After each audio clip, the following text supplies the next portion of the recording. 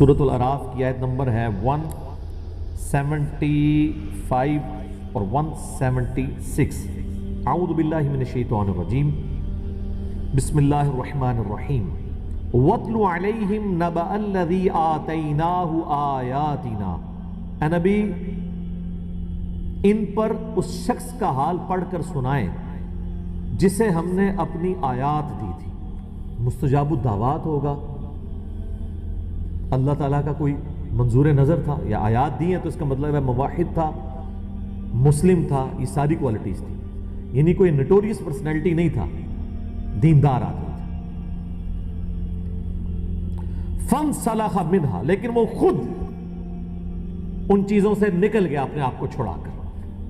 اللہ نے اس کو اتنا کچھ دیا تھا لیکن اس نے پس پش ڈال دیا، اللہ کا پٹا اتار کے وہ بھاگ گیا. فَانْسَلَخَ مِنْهَا، یہ اپروپریٹ اس کی سمجھ لیں کہ ٹرانسلیشن یہ بنے گی. فَأَتْبَعَهُ الشَّيْطَانُ، تو شیطان پھر اس کے پیچھے لگ گیا. سورہ زخرف میں ہے نا، جو رحمان کے ذکر سے روگردانی اختیار کرتا ہے تو اللہ تعالیٰ فرماتا ہے ہم اس کے اوپر قرین ایک جن مقرر کر دیتے ہیں، شیطان، جو اس کا ساتھی بن جاتا ہے. جب اللہ کا ذکر نکلا تو پھر شیاطین ہی حملہ کریں گے.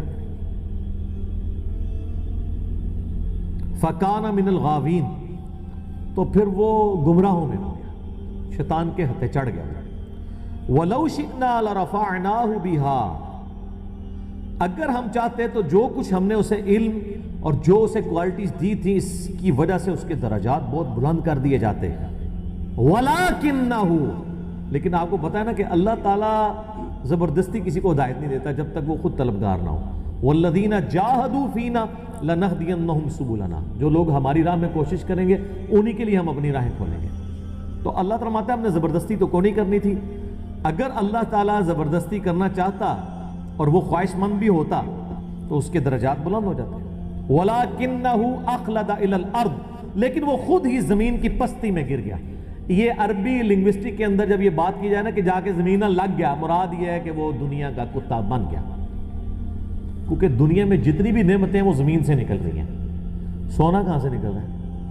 تیل، خوراک، دنیا کی ہر نعمت زمین سے یا اگتی ہے یا معدنیات کی شکل میں نکلتی ہے. وَاتْبَعَ هَوَاهُ، اور وہ خواہش نفس کی جو پیروی گمراہی کے پیچھے لگ گیا. فَمَثَلُهُ كَمَثَلِ الْكَلْبِ، پس اب اس کی مثال کتے کی سے.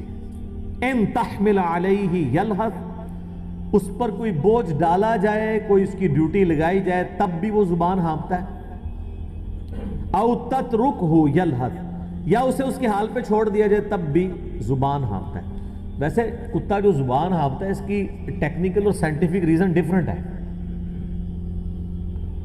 وہ یعنی اپنی گرمی کو دور کرنے کے لیے بھی زبان ہانپتا ہے. اللہ تعالیٰ اس وقت اس کی سائنٹیفک ریزن کی طرف نہیں جا رہا، اس کی ایک مثال بیان کی جا رہی ہے. جیسے ہم کہتے ہیں کہ جی وہ چونا جو ہے وہ دودھ کی طرح سفید ہوتا ہے، تو اس میں صرف سفیدی کی ریزیمبلنس ہوتی ہے، باقی دودھ تو آپ پی سکتے ہیں، چونا پیئیں گے تو نیگیٹو اثرات ہی آئیں گے نا.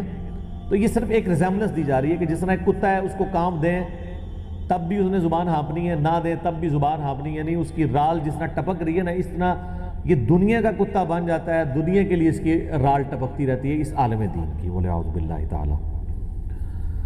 اللہم لا تجعلنا منہم، اے اللہ ہمیں ان میں سے نہ کرنا، آمین. ذالک مثل القوم الذین کذبوا بآیاتنا، یہ مثال ہے ان لوگوں کی جو اللہ تعالیٰ کی آیات کو جھٹلا دیتے ہیں. لے جی، جو ہم اکثر کہتے ہیں نا قرآن میں آیات آئی ہیں نا کہ اللہ کی آیات کے دشمن ہیں، جھٹلا دیتے ہیں، ایمان نہیں لاتے، تو لوگ یہ سمجھتے ہیں اس سے مراد کافر ہے. یہ تو ایک مسلم کا ذکر ہو رہا ہے کہ اس نے اللہ کی آیات کو جھٹلا دیا، یعنی اللہ کو مانا، اللہ کی نہیں مانی، جو معذرت کے ساتھ اس وقت اکثریت مسلمانوں کا یہ حال ہے. فَقْصُصِ الْقَصَصَ لَعَلَّهُمْ يَتَفَكَّرُونَ، تو اے نبی علیہ السلام آپ اس کا واقعہ لوگوں سے بیان کریں تاکہ لوگ غور و تفکر کریں.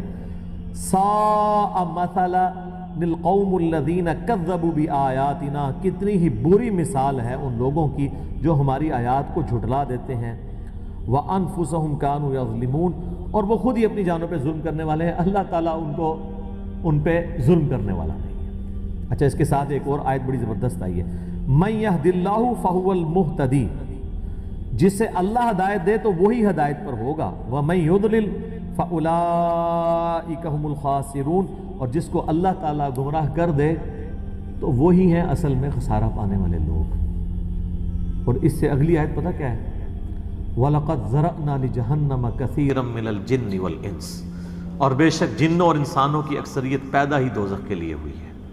یہ اللہ نے اپنا اوپینین دیا ہے کہ میں نے نہیں ان کو دوست کی بنایا، یعنی الٹیمیٹلی دوزخ میں اکثریت دوزخ میں ہی جائے گی۔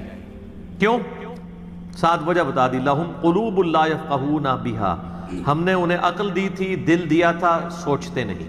وَلَهُمْ أَعْيُنٌ لَا يُبْصِرُونَ بِهَا، آنکھیں دی تھی، اس آنکھوں سے عبرت نہیں حاصل کرتے۔ وَلَهُمْ آذَانٌ لَا يَسْمَعُونَ بِهَا، ہم نے انہیں کان دیے تھے لیکن وہ سننے والا عبرت والا سننا سنتے ہی نہیں ہیں۔ اولئک کالانعام، یہ لوگ تو چوپایوں کی، ڈنگروں کی مانند، جسے ہم پنجابی کہتے ہیں ڈنگر، چوپایوں کی مانند ہے۔ بل ہم اضل، بلکہ جانوروں سے بھی گئے گزرے ہیں۔ اولئک هم الغافلون، اور یہی ہیں لوگ جو اصل میں غافل ہیں۔ اب یہ لادہ سے اسی آیت کے کانٹیکسٹ میں میری ایک یوٹیوب کے اوپر کلپ بھی اپلوڈڈ ہے، زندگی بدل دینے والی گفتگو، آپ اس کا ٹائٹل لکھیں a life changing clip of engineer Muhammad Ali Mirza, اس میں میں نے یہی آیات کور کی تھی۔ بال یہ دیکھ لیں کس طرح یہ جڑی ہوئی ہیں آیات۔ تو علماء سو کی اللہ نے جو عزت افزائی انورٹڈ کاماز میں قرآن میں کی ہے وہ آپ کے سامنے ہے، اور یہ علماء سو۔ بہرحال اب اس کے انڈر کئی ایک اسرائیلی روایات ابن کثیر لے کے آئے ہیں، قرآن و سنت تو خاموش ہے، وہ تفصیل میں نہیں جاتا، لیکن قرآن و سنت کا مقصد چونکہ اصول بتانا ہے، اصول بتا دیا ہے کہ اللہ کی آیات ملی ہوئی تھی، یعنی معالم دین تھا، علم بھی تھا، سب کچھ تھا، اس نے علم کو یوز نہیں کیا، اس کی بجائے وہ دنیا کا کتا بن گیا۔ یعنی جو عالم دنیا کا کتا بن جائے وہ فارغ۔ اس کا قطعاً یہ مقصد نہیں ہے کہ کسی عالم کی یا علم دین کی توہین کی جائے، کیونکہ علم دین تو انبیاء کا خاصہ ہے۔ نبی علیہ السلام کو ایک ہی دعا سکھائی گئی ہے بڑے لیول کے اوپر، قُلْ رَبِّ زِدْنِي عِلْمًا، اے نبی آپ بھی دعا کیا کریں اللہ آپ کے علم میں اضافہ کر دے۔ علم کی توہین کرنے والا کافر ہے، چاہے وہ شعروں میں کر دے۔ کئی لوگ کہہ دیتے ہیں نا علم بس کریو یار، اور جی شیطان بھی بہت بڑا عالم سی، وہ بھی گمراہ ہو گیا۔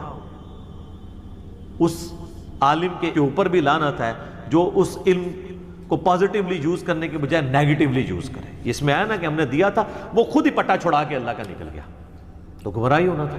جس طرح علماء یہود تھے نبی علیہ السلام سے پہلے، تو سورہ بقرہ میں آتا ہے کہ دعائیں کیا کرتے تھے آخری وہ پیغمبر جلدی جلدی آئے، ہم اس کے ساتھ مل کے جو ہے وہ کافر پر فتح حاصل کریں۔ جب وہ آگے تو پہلے کافر ہی وہ بن گئے، علم کے باوجود گمراہ ہو گئے، اس لیے کہ انہوں نے علم کو یوز نہیں کیا۔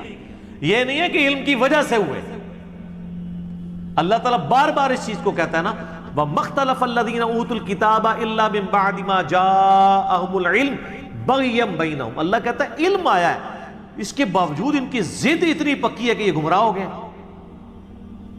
وہ ایک بریلوی مولانا نے کہہ دیا تھا نا کہ علم کی وجہ سے لوگ گمراہ ہو جاتے ہیں، تو اس کے جواب میں نے یاد پیش کی تھی، اللہ تعالیٰ تو اصل میں یہ میسج دے رہا ہے کہ علم کے بعد تو تمہیں گمراہ نہیں ہونا چاہیے تھا، تم علم کو یوز کرتے، نہ کہ یہ کہ علم کی وجہ سے بندہ گمراہ ہوتا ہے۔ ورنہ ہمارے ابا جی کو جو سجدہ کروایا گیا ہے ان کی خوبصورتی کی وجہ سے نہیں کروایا گیا۔